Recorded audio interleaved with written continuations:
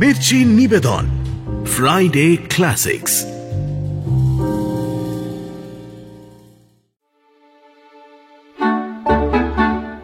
Mirchi Friday ক্লাসিক্সে আজ শুনবেন সত্যজিৎ রায়ের লেখা একটি ছোট গল্প, নিতাই বাবুর ময়না। গল্পটি প্রথম প্রকাশিত হয় সন্দেশ পত্রিকায় 1396 বঙ্গাব্দে, অর্থাৎ ইংরেজির 1989 সালে। গল্প পাঠে সব্যসাচী চক্রবর্তী। শুরু হচ্ছে নিতাই বাবুর ময়না। নিতাই বাবুর অনেক দিনের শখ একটা ময়না কেনার। তার বন্ধু শশাঙ্ক সেনের বাড়িতে একটা ময়না আছে, সেটা হেন বাংলায় কথা নেই যে বলে না। তার কথা শুনতেই নিতাইবাবু মাসে অন্তত 3 বার করে শশাঙ্ক বাবুর বাড়িতে যান। সেদিন তো শশাঙ্ক বাবুর বৈঠকখানায় ঢুকতেই নিতাইবাবু শুনলেন ময়না বারান্দা থেকে বলে উঠল, একেবারে মানুষের গলা, কেবল একটু খোনা, যেমন সর্দি হলে হয়। 4 বছর ধরে ময়নাকে কথা বলতে শিখিয়েছেন শশাঙ্ক সেন। তার ছেলে আর গিন্নিও বাদ যাননি। সুতরাং পাখির কথার স্টক এখন বিশাল।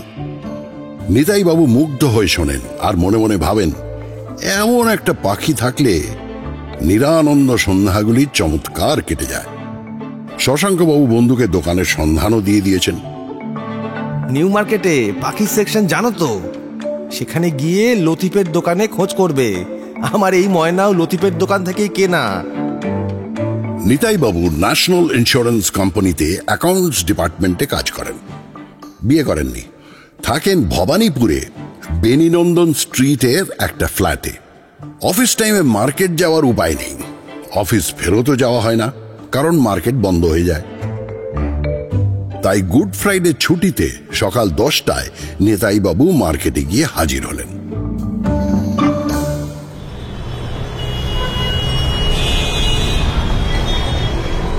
পাখির বাজার কোথায় জানাই ছিল। সেখানে গিয়ে লতিফের কথা জিজ্ঞেস করতেই এক ভদ্রলোক এগিয়ে এসে বললেন, কেন স্যার, লতিফ কেন? আপনার পাখি চাই তো? আগে হ্যাঁ। নিতাই বাবু হ্যাঁ বলতে ভদ্রলোক বললেন, তা আমার দোকানে আসুন না, আমার স্টক কিন্তু কারুর থেকে কম না।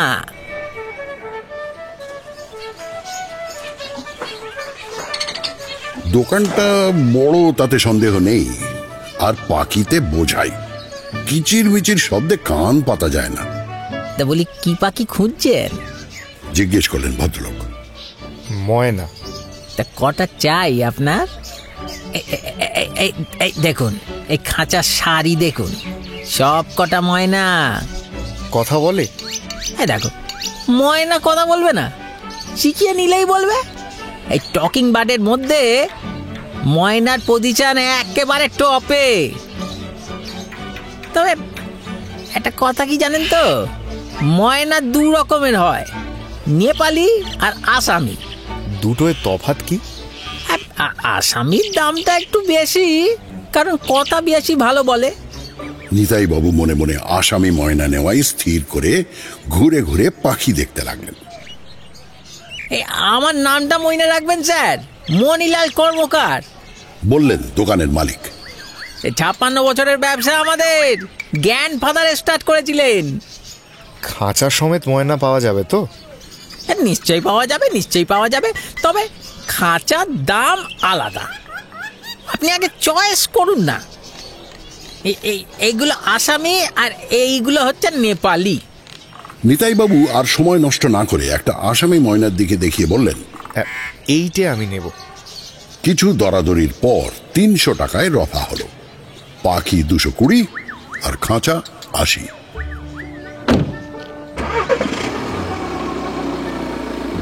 নিতাই বাবু খাঁচা সমেত পাখি নিয়ে নিউ মার্কেটের সামনে দাঁড়ানো একটা ট্যাক্সিতে চড়ে বাড়িমুখ রওনা দিলেন। ছোট ফ্ল্যাট, 2খানা ঘর আর একটা অপরিসর বারান্দা, একা মানুষের পক্ষে যথেষ্ট। চাকর গনসার হাতে খাঁচাটা চালান দিয়ে নিতাই বাবু বললেন, এটাকে বারান্দায় টাঙিয়ে রাখার ব্যবস্থা কর। পাখিকে কি খেতে দিতে হবে সেটা বলে দিয়েছিল মণিলাল কর্মকার। সে ব্যাপারেও চাকরকে নির্দেশ দিয়ে দিলেন নিতাই বাবু। বলো দেখি রাধাকেষ্ট। নিতাই বাবুর আর তর্স হয়েছিল না, নাওয়া খাওয়া হয়নি, তাও পাখির বাকশক্তি পরীক্ষা না করে তাঁর স্বস্তি নেই। খাঁচার সামনে দাঁড়িয়ে পাখির দিকে এক দৃষ্টে চেয়ে আবার বলেন নিতাই বাবু, রাধাকেষ্ট রাধাকেষ্ট, বলো দেখি রাধাকেষ্ট।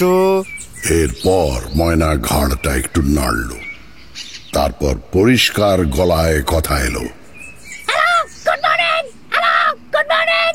সে কি পাখি যে ইংরেজি বলে!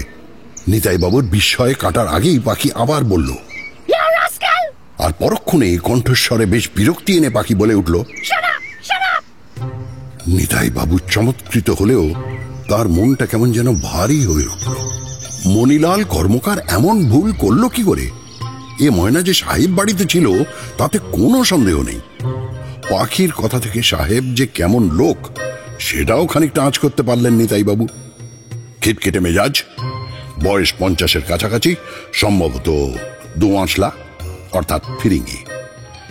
এ ময়না কি বাংলা শিখবে কোনোদিন, নাকি তিনি এখনই গিয়ে এটাকে বদলে অন্য ময়না নিয়ে আসবেন? অনেক ভেবে নিতাই বাবু একটা সিদ্ধান্তে এসে পৌঁছলেন, কটা দিন দেখাই যাক না।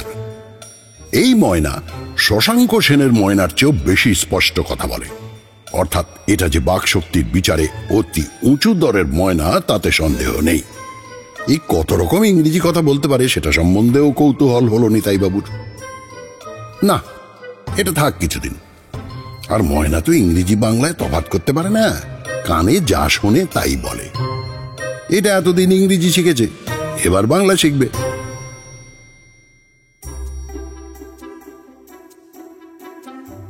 3 দিনেই নিতাই বাবু আবিষ্কার করলেন যে ময়নার ইংরেজি কথার পুঁজি অফুরন্ত, আর সেই সব কথার বেশিরভাগই গালাগালি আর ধমকানি।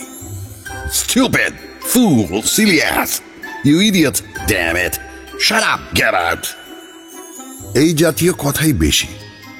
আর এইসব কথা শুনলে মনে হয় ময়নারই মেজাজ যেন তিরিক্ষি। এদিকে বাংলা শেখানোর চেষ্টাতেও বিরতি নেই।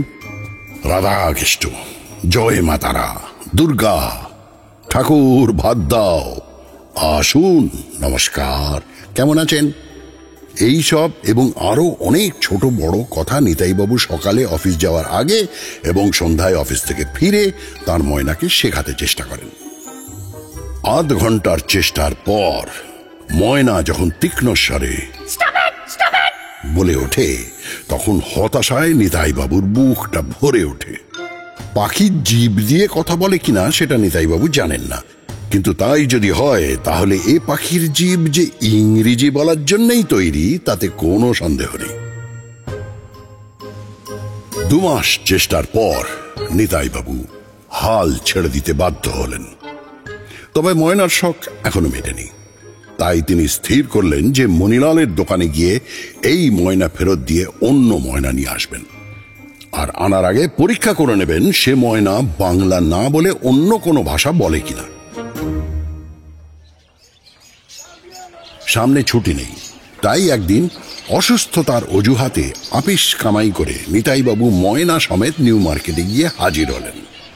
মণিলালের দোকানে গিয়ে ঢুকতেই কর্মকার মশাই চোখ কপালে তুলে বলেন, এ কি আপনি? এটা আশ্চর্য ব্যাপার মশাই। দোকানে যে আরেকজন খদ্দের রয়েছে সেটা নিতাইবাবু ঢুকেই লক্ষ্য করেছিলেন। মণিলাল বাবু এবার বললেন, কি কেলেঙ্কারি মশাই বলুন দেখি। ভুল করে ফেরিস সাহেবের ময়না আপনাকে বেচে দিয়েছিলাম, এখন সাহেব এখানে এসেছেন সেই ময়নার খোঁজে, না পেয়ে আমায় তো এই মারে সেই মারে। ফেরিস সাহেবকে দেখেই নিতাইবাবুর মনে হয়েছিল যে তাঁর অনুমান মিথ্যে হয়নি। এ লোক যে অত্যন্ত বদ মেজাজের লোক সেটা তাকে দেখেই বোঝা যায়। সাহেব নিতাইবাবুর হাতের খাঁচাটা দেখেই চেঁচিয়ে উঠলেন, Hey, that's my ময়না! নিতাইবাবু ভাঙা ভাঙা ইংরেজির সঙ্গে হিন্দি মিশিয়ে বুঝিয়ে দিলেন যে তিনি ময়নাটা ফেরত দিতে এসেছেন, কাজেই সেটা নিতে পারেন। সাহেব তাতে যে ঘটনাটা বললেন তা হলো এই, একটা বিশেষ কাজে তাঁকে হঠাৎ অস্ট্রেলিয়া চলে যেতে হয় 3 মাসের জন্য। সেই ফাঁকে তাঁর হতচ্ছাড়া জুয়ারি ছেলেটির হঠাৎ কিছু ক্যাশের দরকার পড়ায় সে তার বাপের ময়নাটি বেচে দেয়। He is a scoundrel! চোখ পাকিয়ে বলেন ফেরিস সাহেব। আমি গতকাল ফিরে এসে ময়না নেই দেখে মহা খাপ্পা হয়ে উঠেছিলাম। I got so damn pissed. তখন পিটার বলল যে মণিলালের দোকানে সে ময়নাটা বেচেছিল, সেটা এখনো সেখানে থাকতে পারে। I rushed there, আর সেখানে গিয়ে দেখি this fool Manilal has sold it to a Bengali customer. I was about to screw myself.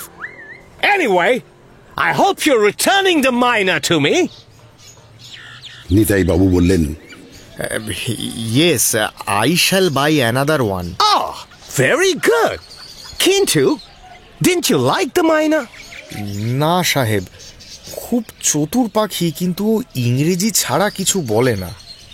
2 মাস চেষ্টা করেও আমি ওকে বাংলা শেখাতে পারিনি। মণিলাল কর্মকার নিতাই বাবুর দিকে ফিরে বললেন, তাহলে আপনি কি এই অন্য ময়নাটা নেবেন নাকি? আমার কাছে কিন্তু একটা ফার্স্ট ক্লাস আসামি ময়না এসেছে, চস্ত বাংলা বলে। কই দেখি। মণিলাল একটা খাঁচার সামনে গিয়ে বললেন,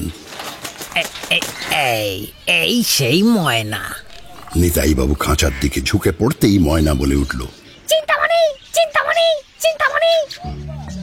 নিতাই বাবু আর দ্বিধা না করে বললেন, এই পাখিটাই আমি নেব, ব্যাস। তুমি আমার মাইনাটা কত দাম দিয়ে কিনেছিলে? For how much did you buy my mina? Nitai বাবুকে জিজ্ঞেস করলেন ফেরেজ সাহেব। খাঁচা সমেত 300 টাকা সাহেব, বললেন নিতাই বাবু। ফেরেজ সাহেব মানি ব্যাগ বার করে তার থেকে 3টে 100 টাকার নোট বার করে নিতাই বাবুকে দিয়ে বললেন, Here you go. আমার ইডিয়েট ছেলের জন্য আমার নিজের পাখি আমাকে সেকেন্ড টাইম পয়সা দিয়ে কিনতে হলো। হ্যাঁ, anyway, all's well that ends well. আশা করি এই 2 মাসে আমার পাখি ইংলিশ ভুলে যায়নি। সাহেবের মুখেই প্রথম হাসি দেখা দিল। নিতাই বাবু এবার ফেরেজের কাছ থেকে পাওয়া 300 টাকা মণিলাল বাবুর হাতে তুলে দিলেন। মণিলাল বাবু বাংলায় ফিস ফিস করে বললেন, পাখি নেই দেখে সাহেব আমাকে যা গাল দিলেন না, আমার কান এখনো ভো ভো করছে। ফেরেজ সাহেব এবার তার হাতের ময়নাটার দিকে চেয়ে বললেন, Oh baby, my baby, Tootsie, ha ha ha. Hey Tootsie, hey, say hello, say hello, Tootsie, my baby, say hello, good morning. Come on, say hello, good morning. খাঁচার পাখি কয়েক মুহূর্ত চুপ করে থেকে নাকে সুরে প্রায় মানুষের গলায় পরিষ্কার উচ্চারণে বলল, রাধাকৃষ্ণ, রাধাকৃষ্ণ, ঠাকুর ভাত দাও, ঠাকুর ভাত দাও, দুগ্গা দুগ্গা, দুগ্গা দুগ্গা।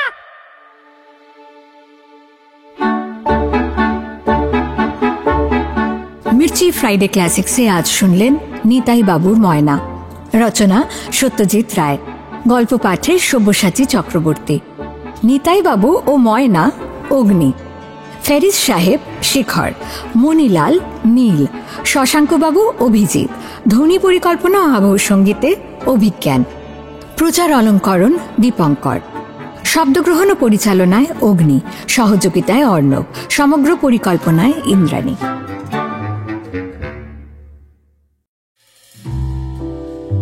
মির্চি নিবেদন ফ্রাইডে ক্লাসিক্স।